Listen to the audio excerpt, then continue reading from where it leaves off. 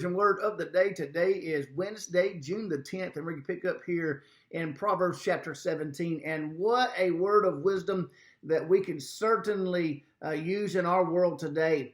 I pray that we understand these things. I wish that the world around us would grasp the meaning of these few verses we're about to talk about here today, because, man, if ever before, our world, our nation, our cities, our citizens need to understand these truths. It is going to be very bad for those who are causing all of this evil to take over our countries and our cities. He says in verse 12, listen to this. Let a bear robbed of her whelps or cubs meet a man rather than a fool in his folly. Let a bear robbed of her cubs meet a man rather than a fool in his folly. Folly is that which asserts itself above the wisdom and the knowledge and the rule of God. It's anything that man does outside of having God governing his heart, because it's going to end up in folly. It's going to end up in nothingness. As he says, the wisdom of this world is foolishness with God. It's folly. It's vain. It ends up in destruction. It ends up bringing damage and destruction into our lives, and much more so than a bear robbed of her cubs. And so these people that are stirring up all of this strife and hate and backbiting and bickering and contention and strife, it would have been better for them to run into a bear robbed of her cubs than to be found in their folly. A bear robbed of her cubs is probably one of the most dangerous things you could run into here on the face of the planet. That bear will stop at nothing in its path. It will absolutely destroy anything that gets in its way to find its cubs. And folly is going to be even worse than that. For a fool to be found in his folly, it had been better for him to run into a bear robbed of her cubs. And so I want you to be encouraged today that while you see all of this evil going around you, that God says it would have been better for these people who are causing this evil and doing these evil acts to actually have run into a bear robbed of her cubs than when they get found in their folly. Their folly is going to bring absolute total destruction upon their lives. And it's going to remain with them. It's going to remain with them for much longer than what they're causing right now. Because notice what he says here in verse 13. Whoso rewardeth evil for good, evil shall not depart from his house.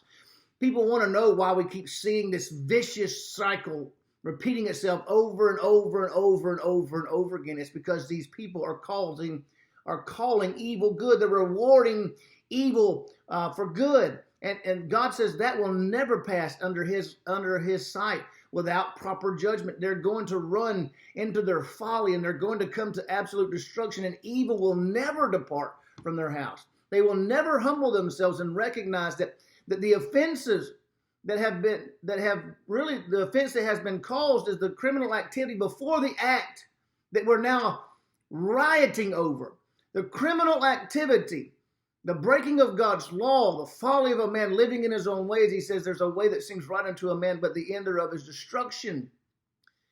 And yes, while this is a tragedy in some respects from the outcome of it, the initial problem is the evil in which they had to respond to, that then elevated into what it is now. And then to go out into the streets and do what they're doing now, and we're calling evil good, is God sees it. God sees it. And so I don't want you to get discouraged. I don't want you to lose heart over what's going on around us right now. God knows, God sees, and God rewards. As he says, vengeance is mine, saith the Lord, I will repay. And people need to learn that God's vengeance and God's wrath and God's justice is going to be much, much worse than anything we could ever afflict upon people here upon this world. But it will be righteous. It will be right, because God will repay evil.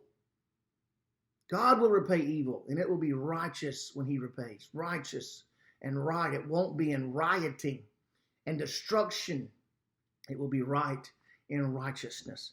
And so he says, as long as you keep this stuff up, as long as you keep rewarding evil with good, evil shall never depart from your house. It will be a continual cycle. What you want to know, while the liberals can't seem to find their way out of this repeating cycle they're falling in, it's because they reward evil for good.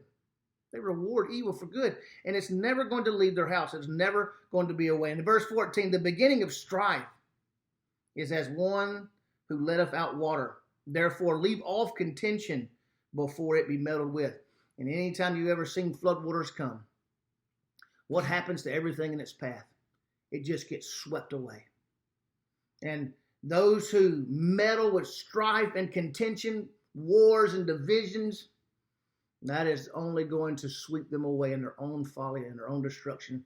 And it would have been better for them to have met a bear robbed of her cubs than to be found in their folly. So I want you to be encouraged today that this ignorance and this evil is going to be repaid. It will be justified righteously and rightly by the God of heaven who has made them. And as long as they continue to fight against God, evil will never leave their house.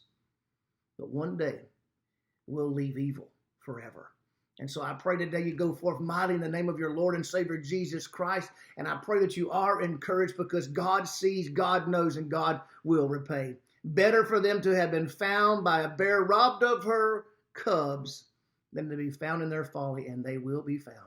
So go forth mightily, encouraged in the name of your Lord and Savior Jesus Christ.